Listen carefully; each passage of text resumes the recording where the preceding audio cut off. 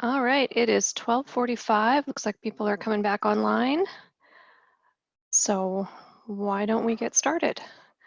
So our next speaker is Ned Willig, and Ned is a program specialist at the Great Lakes Commission, and he's going to talk to us about the Great Lakes Commission's Great Lakes Champion Program. Ned, I will turn it over to you. Oops, Ned, you're muted. There we go. There we go. Great. Thanks. Hello, everyone, and thank you, Lisa. Thank you so much for having me today. I want to just say thank you to all the presenters that have gone before me. I've been really amazed by the presentations we've had so far. And thank you to everyone who's been joining in. I hope all of you are doing well and staying safe. So today I'd like to talk a bit about our Great Lakes Green Infrastructure Champions Program and what the Great Lakes Commission is doing to help support green infrastructure in the Great Lakes Basin. So hold on one second. My slides seem to have paused. There we go. So what I'd like talking today about how the Great Lakes Commission supports green infrastructure, and also talking about how the Green Infrastructure Champions Program is working to empower communities to develop green infrastructure at a local level. So first, what is the Great Lakes Commission? What is the Great Lakes Commission? The Great Lakes Commission is an interstate compact agency, and we were formed in 1955 by the 8 Great Lakes states and later joined by the 2 Canadian provinces with a mission to promote the orderly, integrated, and comprehensive development, use, and conservation of water resources in the Great Lakes Basin.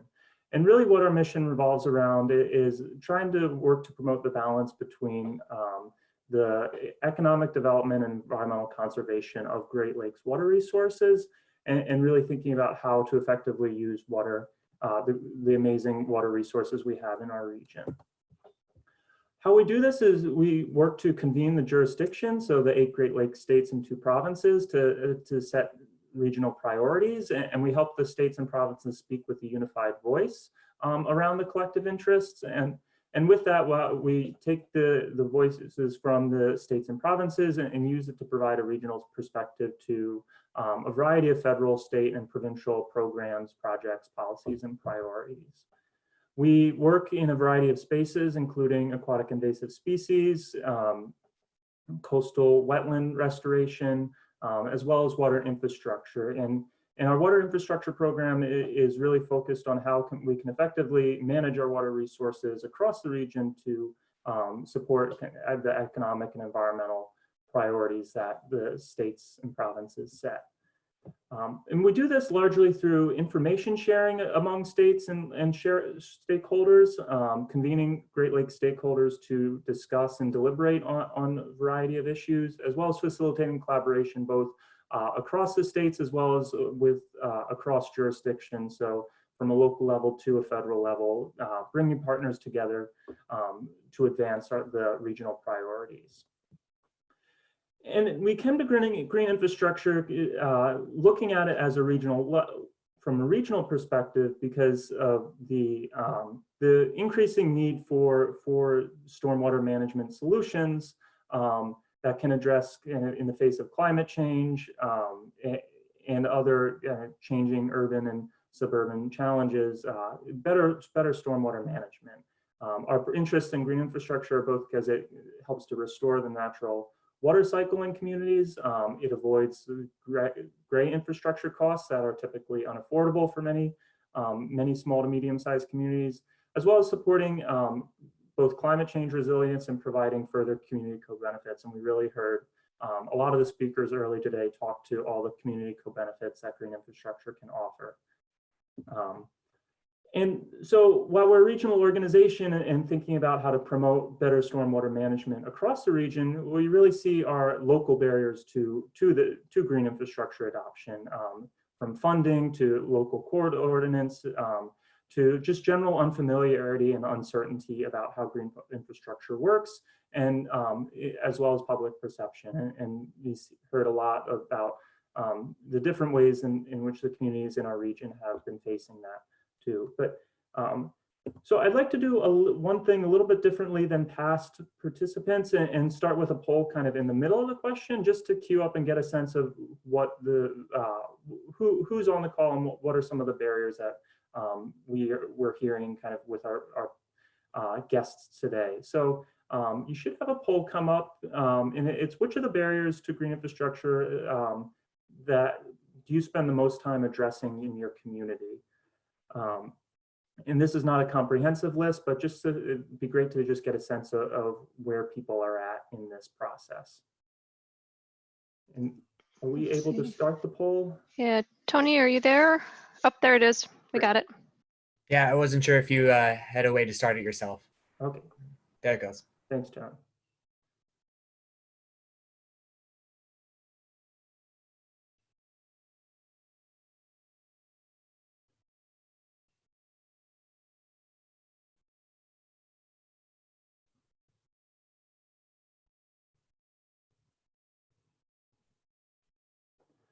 Give it maybe 5 more seconds.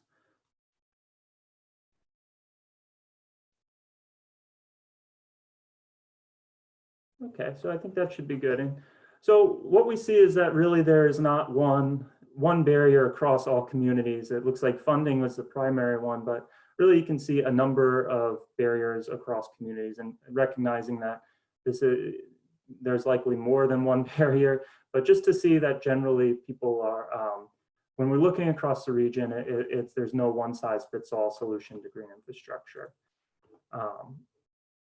So moving on from that, and with the consideration of these barriers, what we see is these, as we've talked about earlier, that these play a role in kind of shaping the outcomes in regards to equity and the distribution of green infrastructure in communities, as well as the abilities of communities to have a workforce development and engagement in maintaining green infrastructure once it is installed.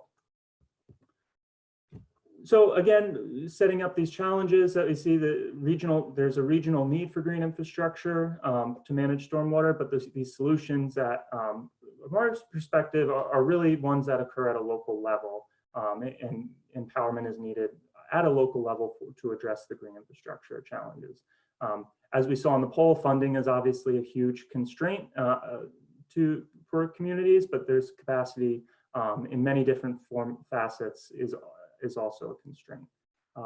And I say this all as talking about local solutions, but again, wanting to, as a regional organization, we're also cognizant of the federal, state, and provincial policies that affect green infrastructure adoption, and want to place any of the barriers that we see at a local level within that context of thinking across the different levels of government. So how can the Great Lakes Commission help with green infrastructure adoption? If we're a regional organization, we're not boots on the ground.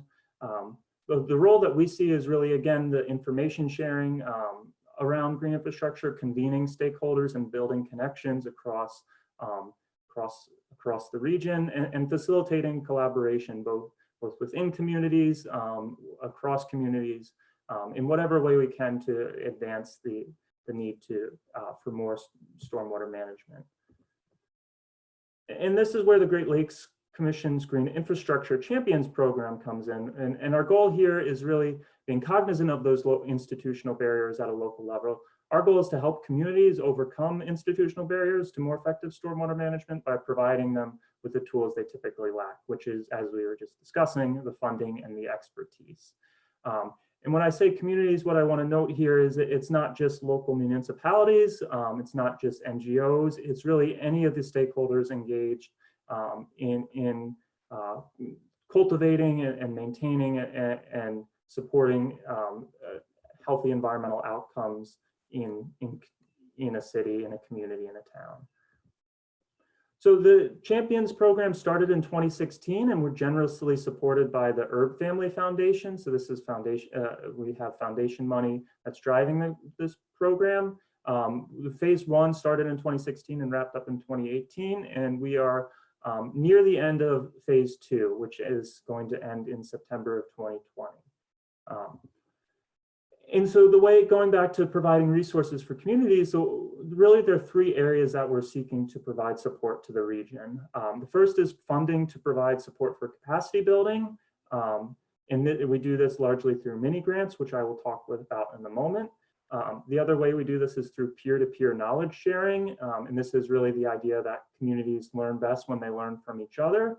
And we support this through workshops and the Green Infrastructure Champions Mentoring Network. And then the final way is through identifying those policy barriers that I had discussed previously. And we did this through the Green Infrastructure Policy Analysis.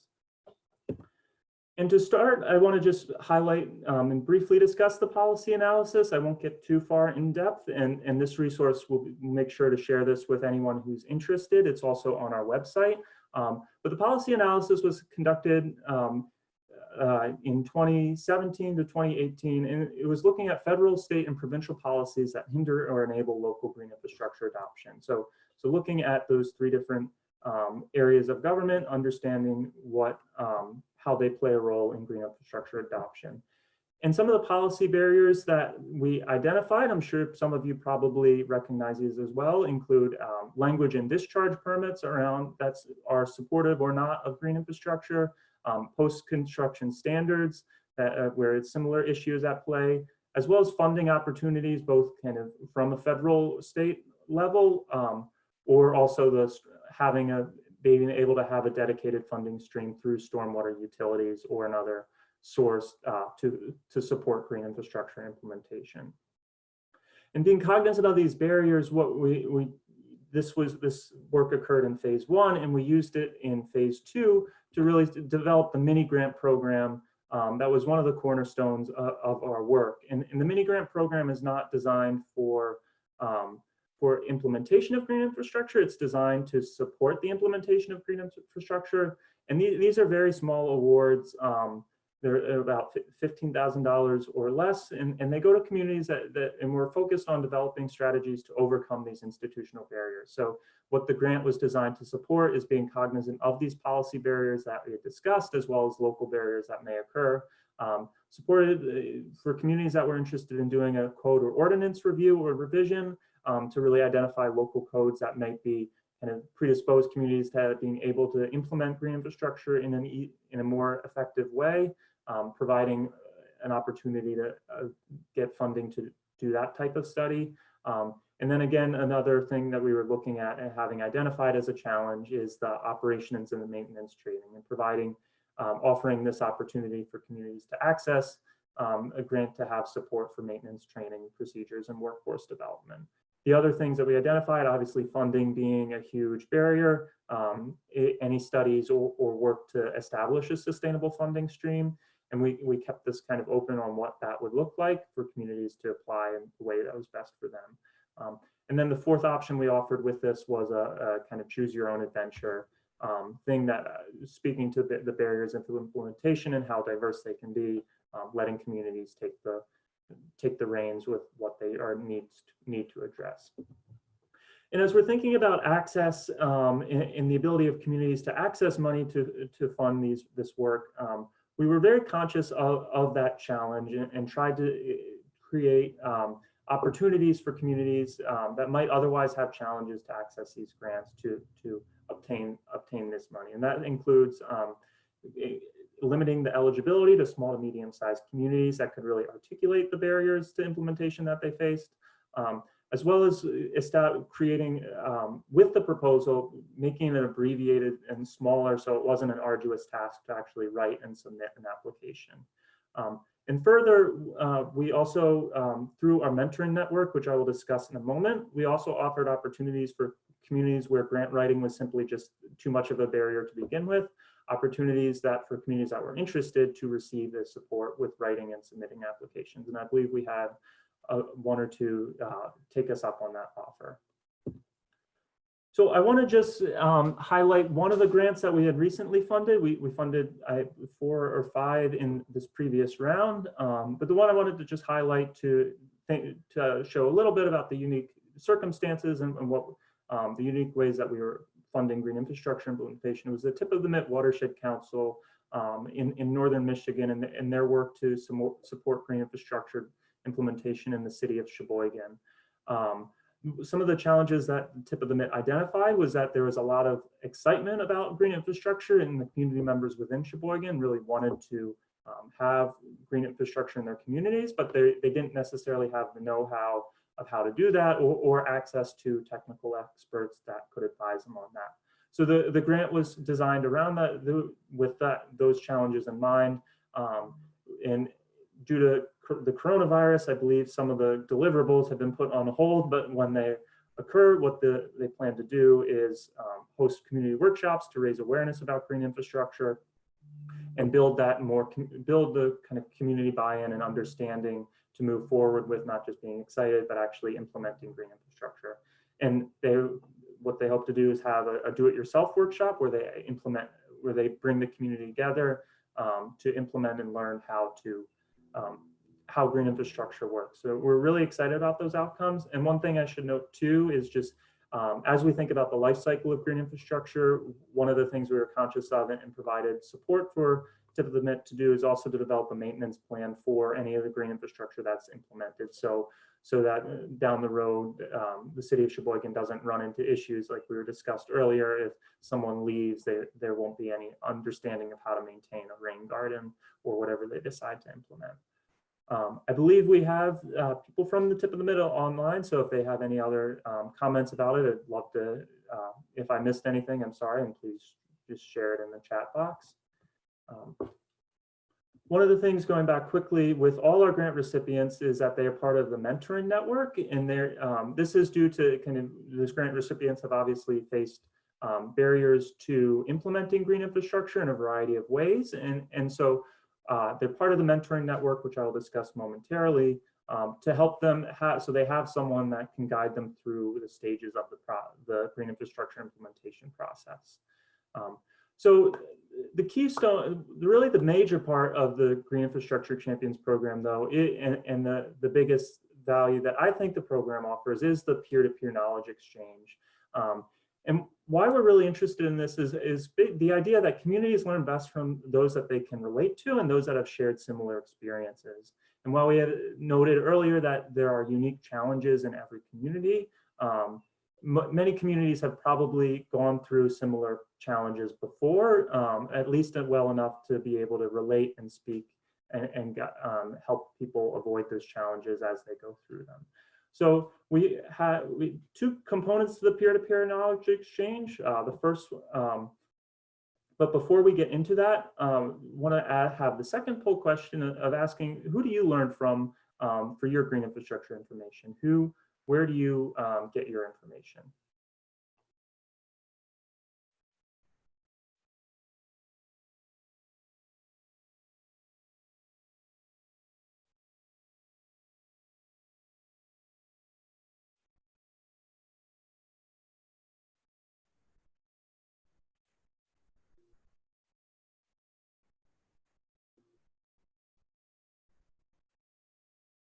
Okay, so maybe take 5 more seconds.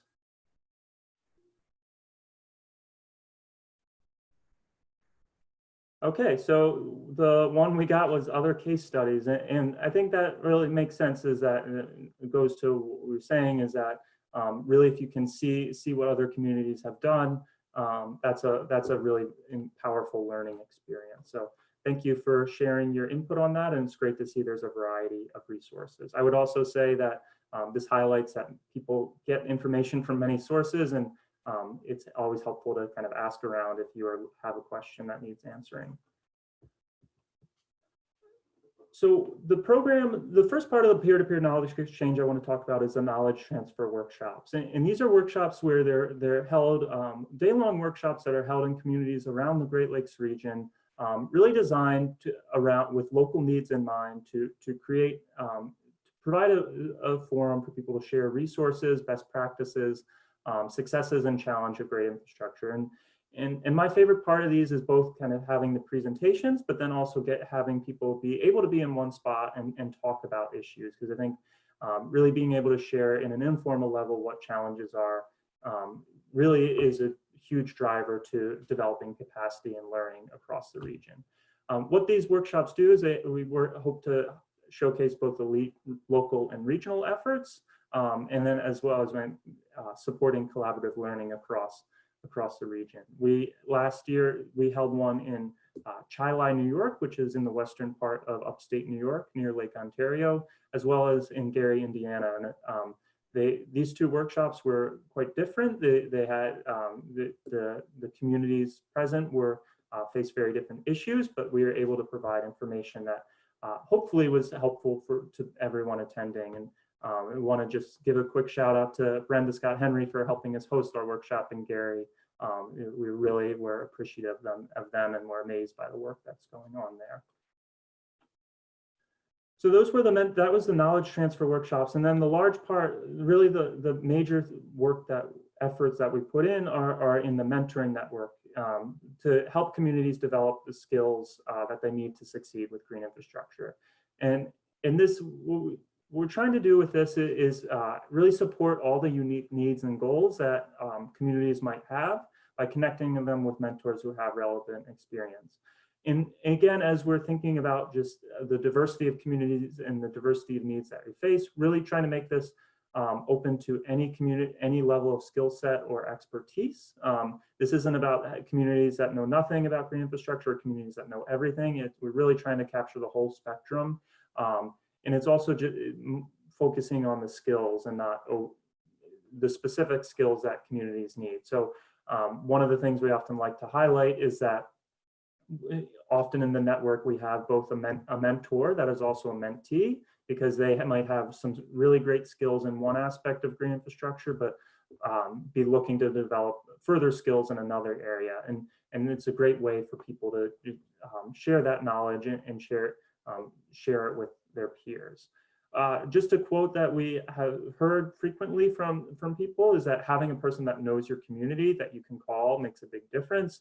And what this speaks to, I think, is really just having that direct connection to someone where when they call, they know that your context and can help you, walk you through, and having that person that you can call really goes a long way.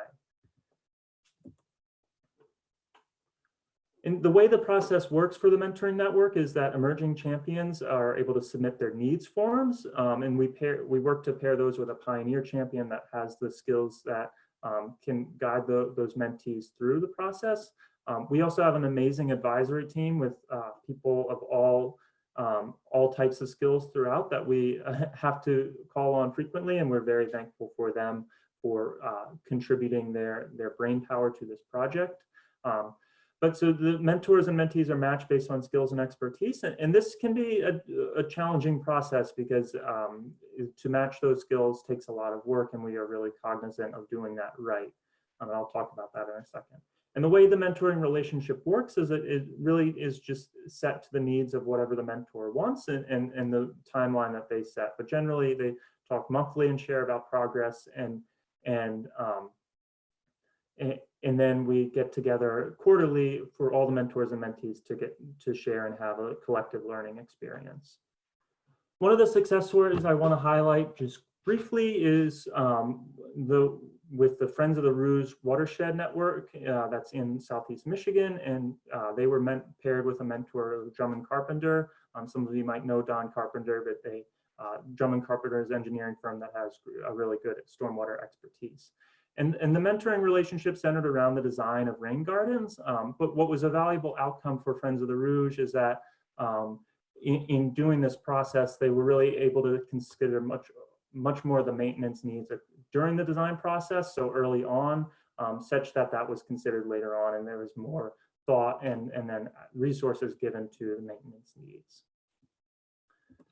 The next mentoring story I want to talk about is one in Flint, Michigan, and they were a mentee and were mentored by the city of Toledo, Ohio, and this took a lot of work by my colleague Margot Davis to connect the city of Flint to the right mentor, and there was a lot of work done to get that right because the Flint had noted had to navigate a lot of distrust by community members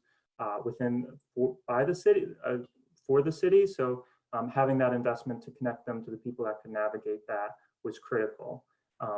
A key recommendation that came out of this work is to establish green infrastructure teams across departments and to help which would help with both kind of sharing the maintenance resources needs and better informing the site selection process. So this goes to the need for collaboration across departments. So you have various voices coming in and informing stormwater management needs. Another key outcome of this was the community engagement component, and what really helped, what was a key driver of supporting equitable outcomes within the project was in thinking about the site selection and design, and having community buy-in through this collaboration and engagement was really critical, especially for supporting the maintenance programs moving forward for green infrastructure in Flint. So bringing this out to a broader level, kind of the lessons that we've learned from the GI Champions program pretty broadly. The first one is really to listen to the local needs. And as we've kind of heard throughout today, that local needs can be very different. There's varying levels of expertise, varying levels of resources, and being conscious and working to address those, as many as different needs as possible is really critical to success, and having flexibility around that. The other one, the lesson we learned is that capacity building and growth occurs in many ways. And Tony, I really like the term that he used of incidental workforce development. I would say Green Infrastructure Champions really does a lot to promote that incidental development. So having learning occur in many different ways in multiple formats is really something to be supportive of, and embracing that diversity of learning and capacity development. The last lesson is really kind of a lesson that we at the Great Lakes Commission take value a lot, is the thing that communities are most successful when they collaborate within and across local governments and communities. And stormwater management and green infrastructure touch on so many aspects of life for communities, and it's really important to consider all the values and priorities and work to have as many voices at the table as you can when deciding where to site green infrastructure, or how to manage it, or what the values associated with those are.